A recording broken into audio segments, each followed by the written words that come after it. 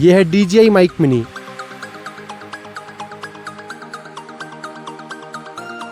और आज हम इसका ऑडियो टेस्ट करेंगे कि ये कैसी क्या ऑडियो क्लैरिटी निकाल कर देता है, और इस वीडियो में हम इसकी रेंज भी चेक करेंगे कि ये कितनी दूर तक की ऑडियो रिकॉर्ड कर सकता है।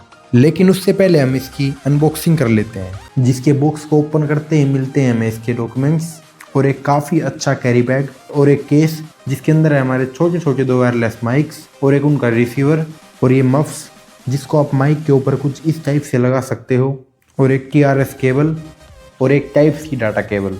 तो दोस्तों, अब जो ऑडियो आपको सुनाई दे रही है वो DJI के माइक मिनी से आ रही है, क्योंकि इस टाइम मैं अभी इंडोर में शूट कर रहा हूँ। अभी मैं आउटडोर में जाके भी देखूंगा कि किस टाइप की क्या ऑडियो क्लियरिटी निकल के आ रही है। अब जो क्लियरिटी है वो नॉइस कैंसलेशन ऑन होने के बाद की है, तो क्लियरिटी में डिफरेंस जो आप देख सकते हो, और इसमें हमें काफ़ी अच्छी वायरलेस कनेक्टिविटी देखने को मिलती है, और ये एक माइक काफ़ी दूर तक की वीडियो रिकॉर्डिंग कर सकता है। लेकिन आपको ये माइक कैसा लगा वो आप कमेंट में बता सकते हो।